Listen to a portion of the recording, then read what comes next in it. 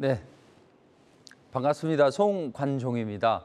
자, 간밤에 고용 보고서가 발표가 됐어요. 실업률은 똑같이 나왔습니다. 대신 비농업 부분 취업자 수는 한 40만 명을 월가에서 예측을 했는데 42만 명이 나왔다는 이야기죠. 나쁘지 않은 움직임입니다. 근데 시장은 약간 좀 조정을 줬어요. 아무래도 국채금리가 10년물 기준으로 3%를 훌쩍 뛰어넘는 그런 움직임이 나오면서 돈을 빌려다 쓰는 그런 빅테크 기업들, 기술주들은 흐름이 좋지 않겠죠. 그래서 기술주들이 조정받고 반면에 에너지주들은 강한 움직임이 나왔습니다. 엑슨모빌이나 이런 종목들은 좋은 움직임이 나왔고 APA 같은 경우에는 7% 가까이 상승하는 그런 흐름이 나왔어요. 자, 그렇다면 미국 시장의 이런 움직임이 다음 주 우리 시장에 어떻게 투영이 될지 본격적으로 강의를 시작하도록 하겠습니다. 최근에 FOMC 회의 이후에 롤러코스터 장세가 진행이 되고 있습니다. 처음에 FOMC 회의 끝나고 나서 파월이 기자회견을 했는데 우리가 빅스텝을 한 2번 정도는 금리 인상을 할 수 있어요. 이렇게 이야기를 했습니다. 그리고 75bp 금리 인상에 대해서는 생각하지 않고 있다. 이렇게 이야기를 했더니 시장이 한 3% 정도 상승을 하면서 좋은 움직임이 나왔다는 이야기죠. 근데 그 다음 날 장중에 6%까지 하락하는 그런 좀 급락세가 좀 나왔습니다.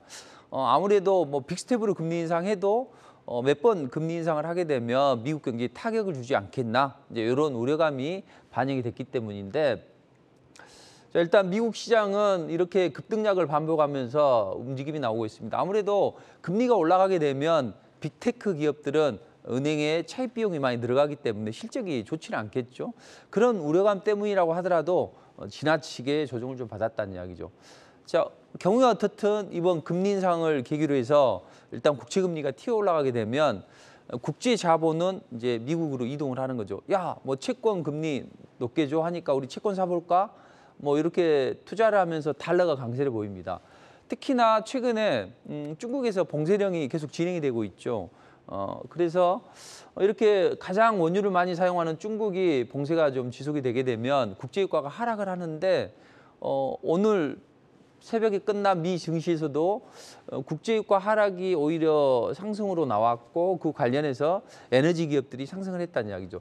자, 이때 투자의 거장 워런 버핏은 역발상을 진행합니다. 야, 시장 안 좋고 혹시 달러가 강세를 보이면 유가가 약세를 보이는데 나는 오히려 유가가 이러이러한 이유 때문에 강세를 보일 수 있어 해서 쉐브론의 투자 비중을 5배 늘리고 있고 옥시덴탈에 70억 달러를 매수를 하고 있습니다. 이게 워런 버핏만 이런 생각을 하는 게 아니라 골드만삭스도 올 여름에는 난방 수요도 많이 늘어나고 하면 국제유가가 125달러까지 치솟을 수 있겠네. 이런 움직임이 나온다는 이야기죠. 자, 이런 움직임은 과거에 코로나가 처음 발병했을 때 이런 움직임과 똑같다고 보시면 돼요. 그때 코로나가 처음 발병을 했을 때 주식시장은 급락이 나왔죠. 이때 국제 자본가들은 공매도를 치면서 하방으로 주식을 해서 돈을 벌고, 그다음에 주가 하락이 좀 멈춰지니 이때는 이제 채권 시장으로 이동을 했습니다. 아무래도 돈 벌려서 투자하는 그런 그 셰일 기업들, 이런 기업들이 국제유가가 하락을 하면서 좀 경영난에 허덕이 되겠죠. 자, 이런 기업들이 채권이 투자 부적격, 정크본드로 아래로 떨어지게 되고 국제 자본가들은 주식시장 하방을 베팅을 해서 한번 먹고 그 다음에 채권 시장에서 연준이 만약에 이 정크본드를 매입을 안 하게 되면 국제금융시장이 교란을 일으킬 수 있다. 그러니 연준에서는 그런 그런 기업들이 채권을 매수할 수밖에 없다. 그러니 우리는 그런 채권을 매수하자 해서 채권 시장에서 한번 해먹고 그 다음에 해먹었던 게 국제유가가 마이너스 40달러까지 떨어졌을 때 이때 또 집중적으로 매수를 했습니다. 이때는 러시아와 사우디가 우리가 감산에 동참하자고 했는데 너가 잘했네, 내가 잘했네 이런 이야기가 하면서 그때 국제유가 급락을 부추겼다는 이야기죠. 이때 또 자본들은 이 국제유가에 매수를 해서 올라갔다는 이야기죠. 이때 제가 처음 국고초에 시작할 때입니다. 2년 전이었어요. 이때 제가 그런 말씀 드렸습니다. 미국의 대중국 압박 전략이 있다. 3가지가 있는데 고유가, 고금리, 고환율. 자, 이런 정책에 의해서 국제유가는 반드시 올라갈 수밖에 없다. 이런 이야기를 했었죠. 근데 국제유가가 마이너스 40달러에서는 사도 된다. 이제 그래서 그때 제가 좀 많이 좀 유명해졌는데 지금 생각해 보면 이때가 가장 매수 적기였다고 보여집니다. 자, 이건 왜 이런 현상이 나타나느냐? 국제 정세나 국제 금융시장의 흐름 따라서 자본가들이 이번에는 주식시장, 이번에는 채권시장, 이번에는 에너지 시장 이쪽으로 하는데 최근에 국제 자본가들이 에너지 시장에 집중적으로 공략을 하고 있다는 거죠. 워런 버핏이 천병이 되어서 그런 움직임이 나오고 있는데 그렇다면 이런 국제 자본이 이렇게 이동을 하는데 국제 정세는 어떻게 진행이 되고 있을까요? 5월 9일 날 드디어 다음 주에 이제 러시아가 전승기를 맞게 되죠. 전승기라는 것은 뭐 2차 대전 때 러시아 군이 승리를 기념하는 날인데 이때는 항상 뭔가 뭐 행사를 하게 됩니다. 이때 푸틴이 준비하는 게 뭐냐? 최근에 푸틴이 이 전승일 날 여러 가지 시나리오를 예상을 하고 있습니다. 뭐 이번에 선전포고를 단행할 것이다, 아니면 마리우폴을 공략을 할 것이다, 여러 가지 이야기가 나오고 있는데 대략 시나리오를 보면 한 4가지 정도의 우리가 시나리오를 찾아볼 수 있어요. 선전포고를 할 수 있고 또 동원령을 발동을 할 수가 있습니다. 그리고 우크라이나 동부를 병합을 하고 남부 뭐 오데사나 마리우폴을 완전 장악을 하는 그런 시나리오도 나올 수 있고 일각에서는 몰도바로 전선을 확대한다 이런 이야기도 나오고 있는데 먼저 이 4가지 시나리오를 간략하게 한번 살펴보면 일단 선전포고를 하는 것은 상당히 좀 부담스러운 거기 때문에 실현 가능성은 좀 낮다 이렇게 보시면 될 것 같아요. 왜냐하면 서방 제재를 더 가속화시키는 그런 역할을 하기 때문에 지난번에 처음에 우크라이나 침공할 때도 보면 뭐 침공이라는 표현을 안 쓰고 다른 표현을 써가면서 했기 때문에 이번에도 이 부분은 진행이 안 될 가능성이 높습니다. 근데 이제 동원령 정도는 발동을 할 수가 있어요. 야, 앞으로 1년 동안 더 군대 있어. 아니면 또 예비군들 징집하세요. 뭐 이런 이야기를 하고 또 군수물자를 조달하는 그런 움직임이 나올 거예요. 근데 이건 정치적으로나 경제적으로 상당히 좀 어려움이 있기 때문에 이것도 실제로 발동이 될지는 지켜봐야 됩니다. 대신 이제 좀 선택지는 뭐 마리우폴이나 이런 쪽에서는 성과를 냈기 때문에 그래도 푸틴의 성향을 보면 어떤 치적은 널리 알리려고 하는 그런 속성이 있어요. 그래서 마리우폴 정도는 우리가 잘 장악을 했다 해서 여기서 이제 뭐 전승일 기념 행사를 좀 진행을 할 수가 있습니다. 그리고 우리가 우려하는 건 예측치 못한 게 됩니다. 그래서 지난번에도 대부분의 투자자들이 러시아가 우크라이나 침공 안 할 거야 이렇게 이야기하지만 침공할 수도 있다 저는 그렇게 말씀드렸죠. 가능성은 열어두고 우리는 접근을 해야 되겠죠. 그래서 몰도바로 전선을 확대를 하고 새로운 국면을 맞게 되면 이때는 시장이 충격을 받을 수가 있다는 이야기죠. 자, 대신 푸틴이 어떤 선택을 하든지 간에 전쟁은 장기화되고 서방의 제재는 가속화될 수가 있습니다. 그럼 우리가 국제 정세를 분석하고 국제 금융시장을 분석하는 이유는 뭐예요? 과연 주식시장에 우리 시장에 어떻게 이런 결과가 나타날 것인가 이제 이걸 분석을 하기 때문에 우리가 뭐 점쟁이는 아닙니다. 이러저러한 가능성은 있지만 어떤 게 가장 확률이 높고 만약에 그때 어떤 상황이 벌어질 수 있나 이제 이걸 판단하면 좋은데 제가 보기에는 이런 사단으로 인해서 이후에 러시아 원유 수입 금지는 좀 더 가사가 될 수 있고 천연가스 도입도 좀 제재를 할 수 있겠죠. 이로 인해서 러시아의 또 어떤 반대적인 급부는 좀 더 강해질 수 있고 자 일단은 원유 수입 금지를 확정을 했습니다. 대신 27개국이 모두 승인을 해야 돼요.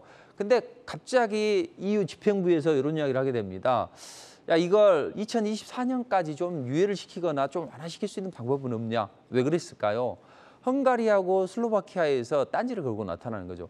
야 그래도 헝가리 쪽은 러시아하고 좀 우호적인 국가입니다. 그리고 슬로바키아는 원유의 한 70%를 그 러시아로부터 이제 수입을 해요. 그래서 이런 국가들이 뭐 러시아의 사주를 받았던 아니면 자기들이 그런 생각을 했던지 간에 어쨌든 집행부에서 좀 이걸 완화해보자 이제 이런 이야기가 나오고 있긴 하지만 그래도 EU에서는 어떤 금수 조치는 계속 진행이 될 것이고 자 그로 인해서 국제유가는 치솟을 수 있는 여건이 형성이 되는 거죠. 특히나 오펙이나 오펙 플러스에서 원유를 좀 증산을 해서 국제유가를 좀 떨어뜨려야 되는데 야, 우리는 지난번에 뭐 중국 봉쇄도 있어. 그래서 중국이 봉쇄하면 원유 수요는 좀 감소하잖아. 그러니 우리 굳이 증산할 필요 없고 4월 달에 러시아에서 공급을 좀 증가했지 않냐. 그러니 굳이 우리는 할 필요 없다. 이런 이야기를 하고 있는데, 그렇다면 오펙에서는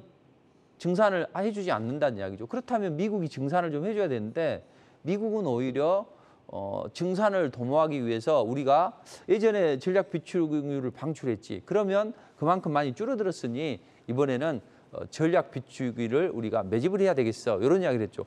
그렇게 되면 셰일이나 셰브론이나 이런 쪽에서는 오히려 증산을 하게 되겠죠. 근데 사실 이 업체들이 증산할 수 있는 여력은 좀 제한적이죠. 왜냐하면 공급망 이슈나 또 여러 가지 코로나로 인해서 실질적으로 생산 비용이 늘어납니다. 그래서 증산하기에는 좀 어려운 상황이라는 거죠. 그렇다면 유가는 하방보다는 상방으로 올라갈 수 있는 그런 에너지가 좀 강해질 수 있다는 이야기죠. 자, 미국에서 입장에서는 굳이 전략 비축유를 또 방출하거나 그럴 필요가 없는 게 유가가 상승하게 되면 대중적 압박 전략을 계속 유효합니다. 그리고 자국의 기업들이 실적이 좋아지고 그로 인해서 경상수지도 좀 긍정적으로 작용을 하겠죠. 자, 그리고 이제 미국의 정재계에는 셰브론이나 엑슨모빌이나 이런 정유업체들이 지분을 많이 다량 보유하고 있다는 그런 설이 있어요. 근데 실제로 그렇게 지분을 가지고 있고, 그래서 정리를 해보면 EU의 금수 조치, 또 오펙이나 오펙 플러스 또는 미국에서 증산해 줘야 되는데 그게 난망하더란 이야기죠. 그래서 골드만삭스도 여름에 125달러까지 국제유가가 치솟을 수 있다. 그렇다면 버핏은 역발상을 해서 달러 강세이지만 지금은 원유에 좀 투자를 해봐야 되겠다. 이런 움직임이 나왔다는 이야기죠. 자, 그럼 실제로 원유 기업들은 실적이 좋아지냐? 좋아집니다. 원유 기업들이 실적이 좋아지려면 두 가지 정도가 좋아져야 돼요. 첫째, 정제 마진이 좋아져야 되고, 또 재고 평가 이익이 좀 크게 개선이 돼야만 실적이 나오는데, 이 정유사들에 보면 지금 콧노래를 부르고 있다는 이야기죠. 최근에 정제 마진이 가파르게 지금 치솟고 있죠. 자, 정제 마진이라고 하는 것은 일단 석유 가격에서 원유 가격을 뺀 기본적으로 이런 게 이제 정제 마진이라는 거죠.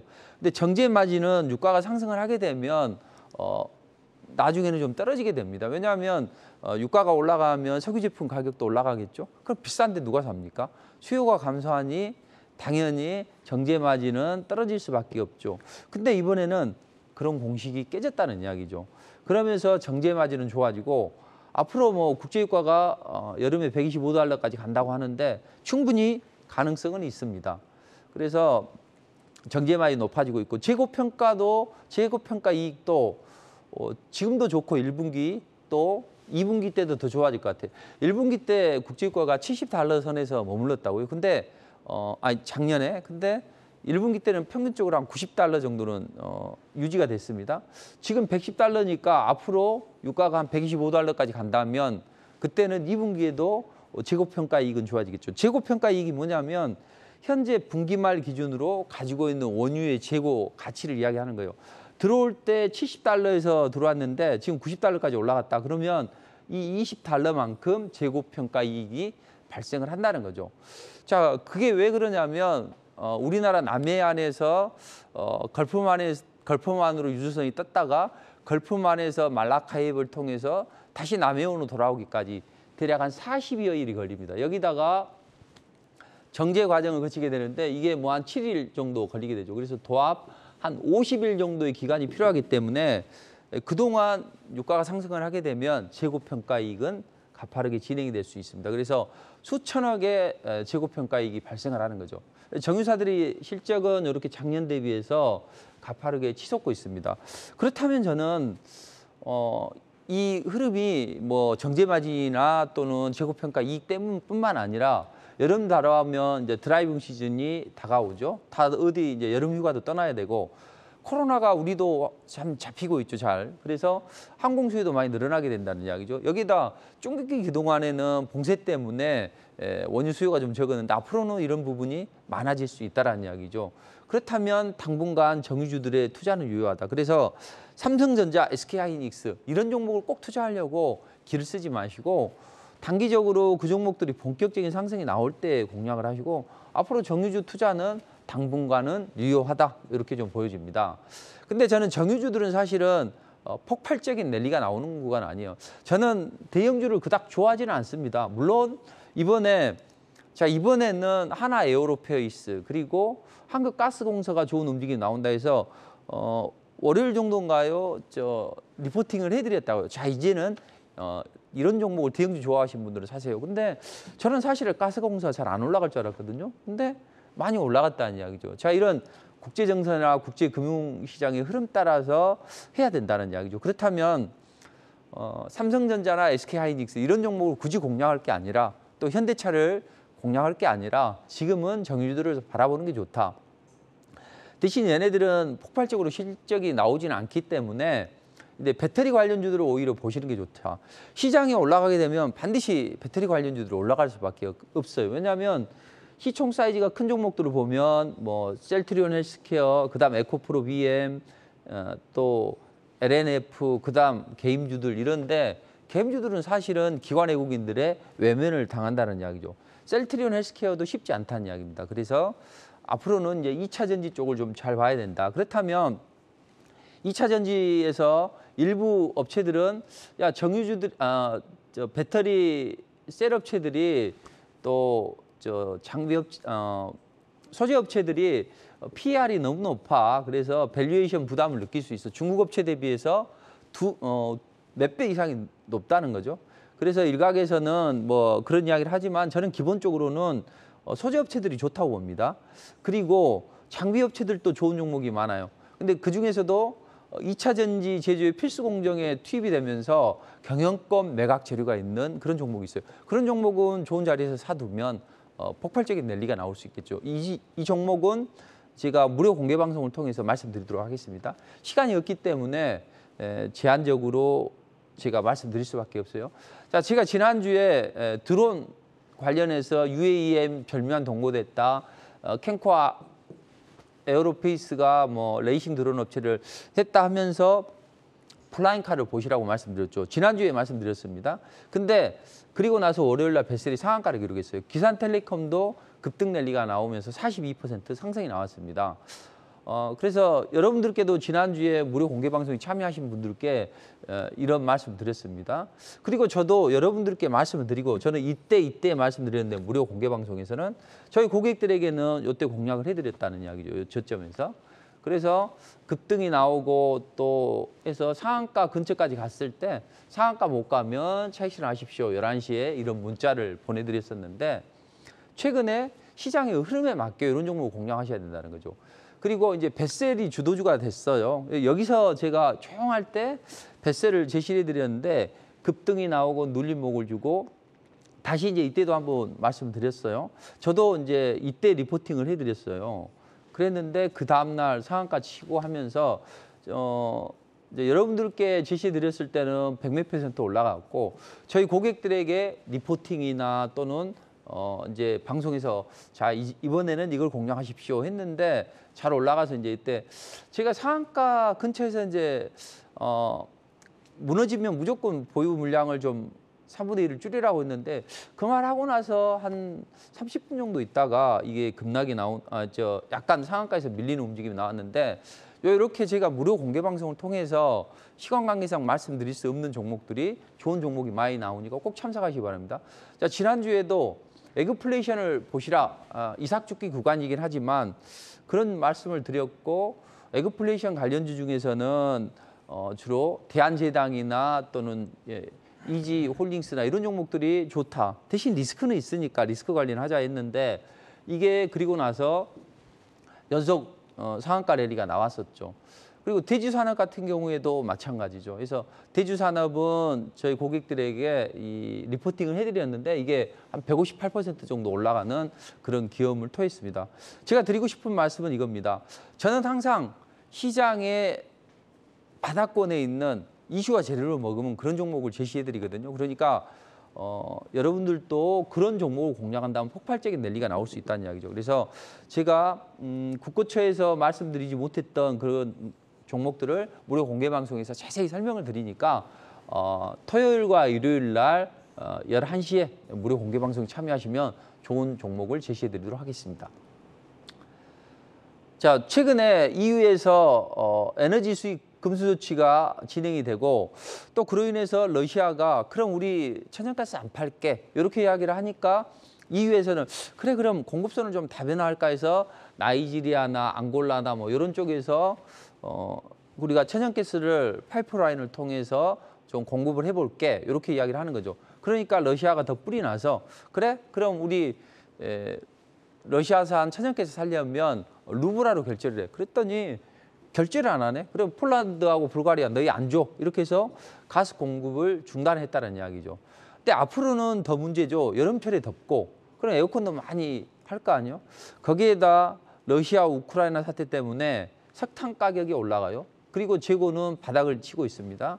그렇다면 더더욱 이제 천연가스나 원유 가격은 좀 상승할 수 있겠죠.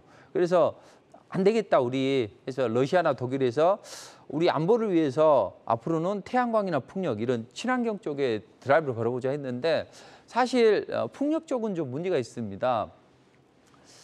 풍력발전소 단지인데 아일랜드 그리고 영국의 그레이트 브리튼 섬 사이에 보면 이 아이리시해가 있는데 이쪽에서 최근에는 기후 온난화 때문에 이 풍속이 좀 느려졌어요. 그래서 풍력 발전을 충분히 끌어올릴 만한 그런 정도의 바람이 불지가 않았습니다.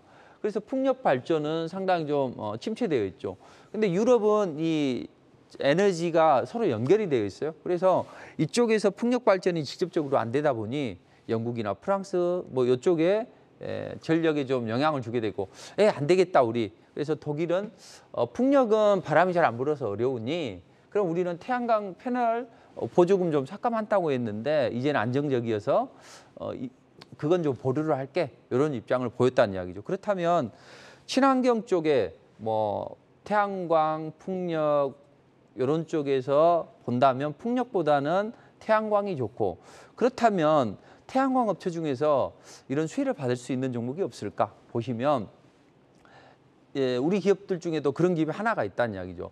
태양광 패널의 원자재 폴리실리콘을 생산하는 업체인데 여기에다가 유럽의 어떤 이슈를 머금고 더 움직일 수 있는 요건이 있는 게 유럽이 이번에 러시아 쪽 때문에 우리가 이렇게 어려운 일이 벌어지고 있는데 중국도 우리가 좀 의존도를 좀 줄여보자 해서 중국의 태양광 의존도를 좀 줄이려고 합니다. 그렇다면 탈중국 공급망을 갖추고 있는 이 기업 같은 경우에는 그래도 시장에서 지금 조용히 있는데 한번 튀어오를 수 있다는 이야기죠. 그래서 저는 이런 상승 초기의 조용한 종목들을 이제 무료 공개 방송을 통해서 제시를 해드리고 있다는 이야기죠.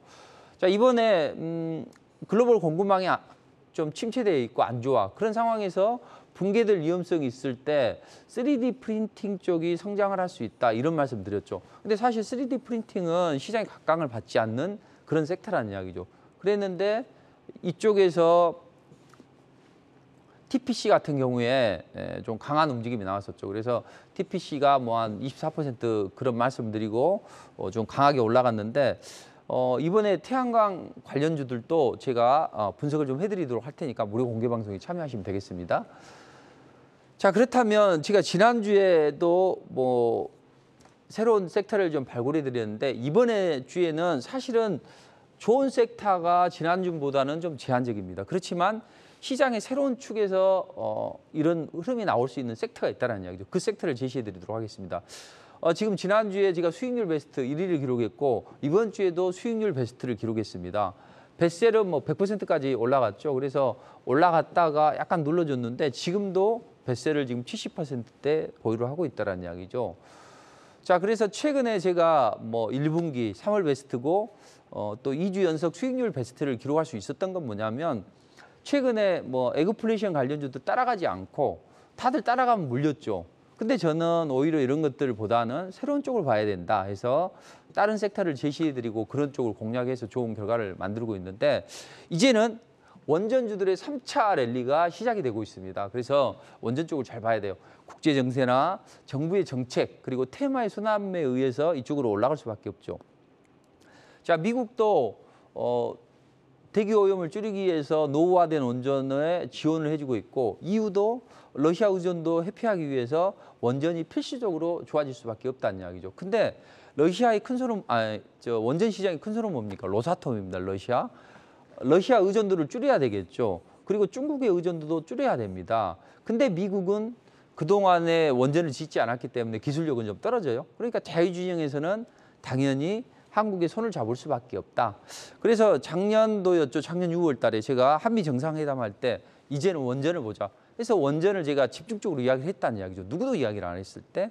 그때 저도 우리 기술이라는 것을 해서 모든 투자자들 베팅을 하자 해서 20% 이상은 베팅을 하자 해서 모든 전 투자자들이 100% 이상의 수익률을 올려드렸는데 이번에도 한미 정상회담 때 바이든이 방문을 하게 되면 당연히 이런 움직임이 나오겠죠. 미국은 스리마일섬 사고 이후에 원전을 중단했기 때문에.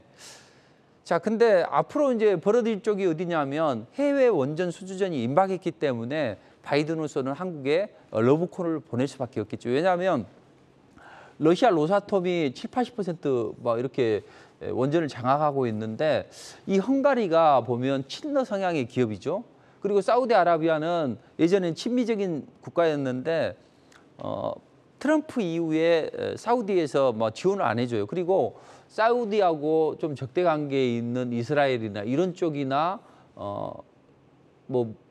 이쪽을 이스라엘을 키우기 위해서 주변 국가들에게 너희 이스라엘하고 친하게 지내면 무기 팔게 해서 무기 지원해주고. 그러니까 사우디가 중동의 맹방이었는데 지금은 그 가치가 퇴색했다는 이야기죠. 그래서 자꾸 중국 쪽으로 붙은다고요. 그러면 러시아와 중국으로 가게 되면 나중에 국제 표준이 국제 원자로들이 러시아나 중국 거에 될 수 있기 때문에 이걸 방지하기 위해서 속도감을 낼 수밖에 없다는 이야기죠. 여기에다 미국도 나서고 있고 영국도 미국이 어떤 사업을 하게 되면 상당히 적극적으로 나서죠. 그래서 영국에서 야 그럼 우리가 1년에 한 기씩 원전을 지으려고 하는데 한국이 좀 도와줘. 너희 기술력 뛰어나지 않냐. 이런 이야기를 했다는 이야기죠. 자 그러면 국제 정세상 원자력 관련주들이 추가적으로 올라갈 수 있는 여건이 형성이 되고 있습니다. 그럼 이제 우리 정부에서도 이런 지원을 하냐 이거죠. 우리 정부에서는 여러 가지 일을 합니다. 자, 탈원전 정책을 폐기를 합니다. 그리고 신한울 3, 4호기 원전을 조속히 재개하자. 이런 입장을 보이고 있다는 이야기죠. 그리고 원전을 10기 정도 수출하려고 해. 이렇게 하면서 우리의 맹방, 미국하고 SMR, 스몰 모듈 원전 쪽에 드라이브를 걸어보자. 왜냐하면 원전을 짓는다는 것은 핵을 보유할 수 있는 위험성이 있죠. 근데 핵을 보유하지 않고 전력을 공급할 수 있는 게 뭐예요? 스몰 모듈 원전이잖아요. 그래서 이쪽에 드라이브를 걸고 있습니다. 자, 여기에다가 최근에 미국하고 이런 움직임이 나오죠. 한국과 일본은 핵을 보유할 수 있는 국가들이다. 이제 이런 이야기를 하는 거죠. 그러니까 미국에서는 우리가 핵을 보유하게 되면 우리 힘이 커지고 또 여러 가지 부대적인 문제가 발생하기 때문에 그걸 제어하려고 한다고요. 그래서 이걸 제어할 수 있는 게 이제 파이로 프로세싱인데 어쨌든 이런 부분에서 한미의 공동으로 연구를 마무리하고 협의를 할 예정이다. 이런 입장을 보이고 있다는 이야기죠. 그리고 야 우리가 앞으로 체코나 폴란드 이쪽에 수주전이 임박했잖아요.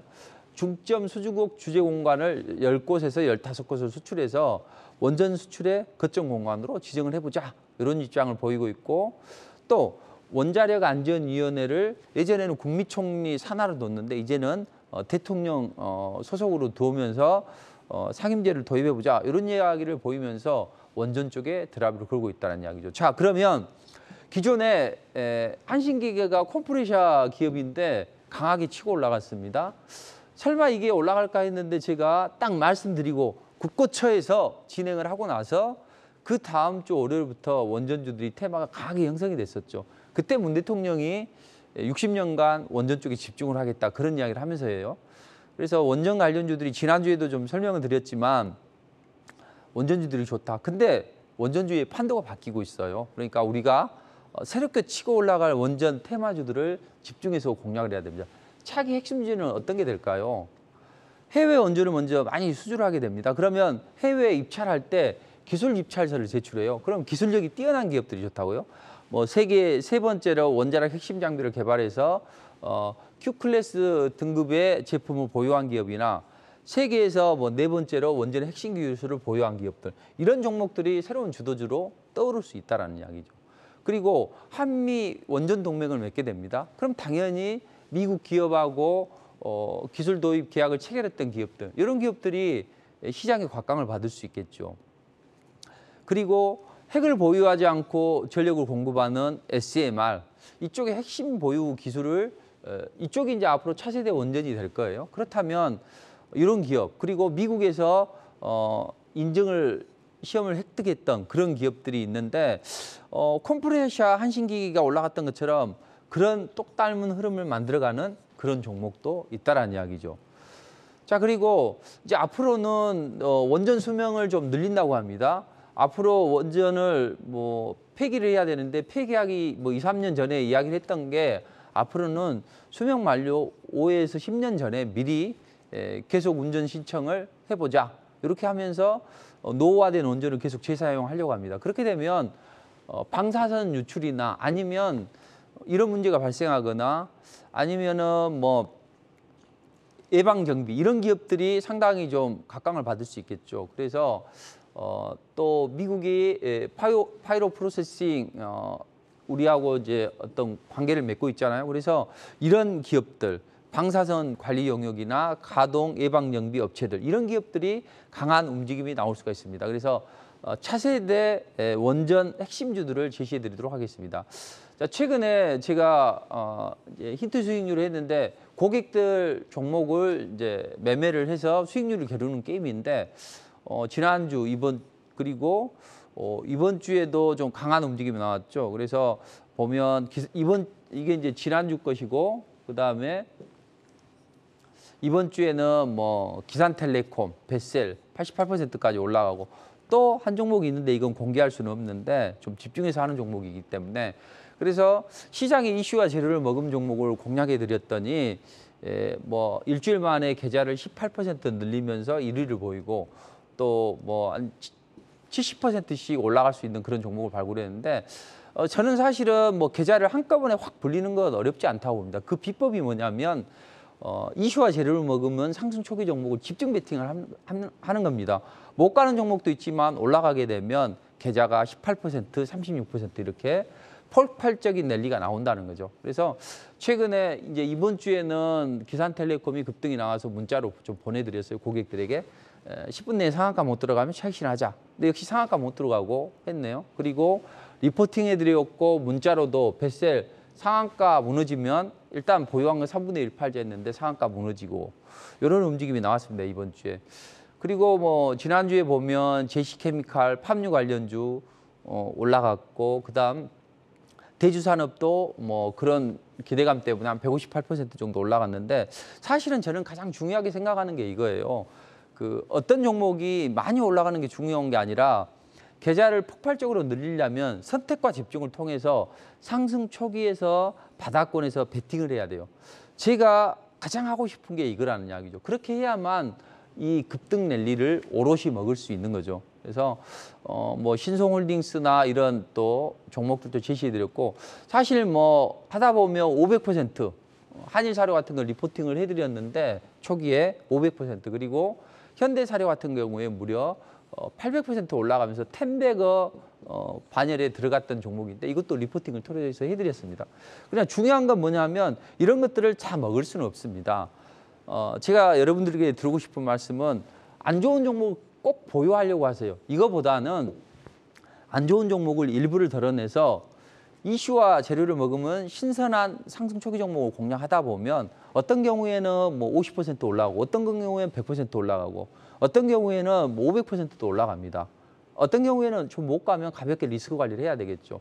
근데 올라가는 종목을 따라가면 급등하고 나서는 항상 흔들고 가기 때문에 다 물린다는 이야기죠. 그래서 이슈와 재료가 신선한 그런 상승 초기 종목을 공략한다면 틀림없이 좋은 결과를 만들어내고 국고처에서 제가 그런 이제 섹터를 잘 제시를 해드리고 있는데 이제 벌써 시간이 30분이 훌쩍 넘어섰어요. 그래서 종목을 자세히 말씀드릴 수 없으니까 이 신선하고 좋은 종목은 이제 국고처 끝나고 나서 11시에 토요일에 일요일에 제가 무료 공개 방송이 있습니다. 거기서 말씀드리도록 할게요. 그리고 제가 좋은 흐름을 계속 만들어드리고 있는데 일주일 체험권도 선택을 해서 드리도록 할 테니까 꼭 참석하셔서 좋은 전략 얻어가시기 바랍니다.